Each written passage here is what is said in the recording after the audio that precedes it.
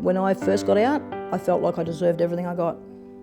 It wasn't until other people that I met said, they can't do that, they're not allowed to do that to people, that I started to think maybe it was wrong what they did to me.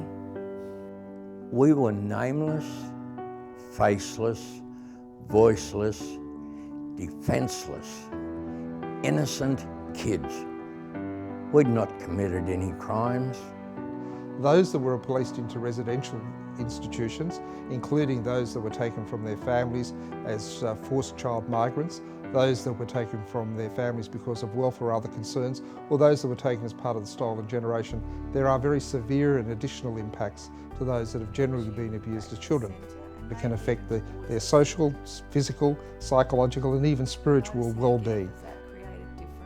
We looked at setting up the Esther Trust, and then that became the Esther Centre, and the Historical Abuse Network, which represented many individuals who with small groups were advocating but came together. What we've managed to bring about is the Health Department and Department of Communities have entered into a reconciliation process with all the children who as state wards were wrongfully placed into the adult mental institutions. The people who have been fortunate enough to be part of Lotus Place have now found a place where they have company, where they have care. When they're in trouble, people can talk with them.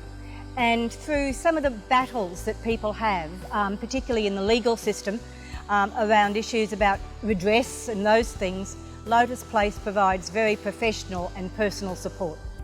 When I was going through a period in my healing journey, I had to find something around that you can identify with and that's symbolic or positive in your life, and I didn't have anything.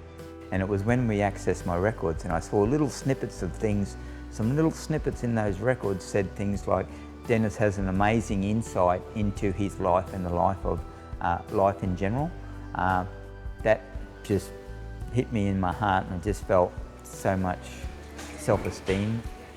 We've had a lot of impact on the way children are treated today and the things that are available to them, like transition from care. That came from the Historical Abuse Network recommendations and what we lobbied for.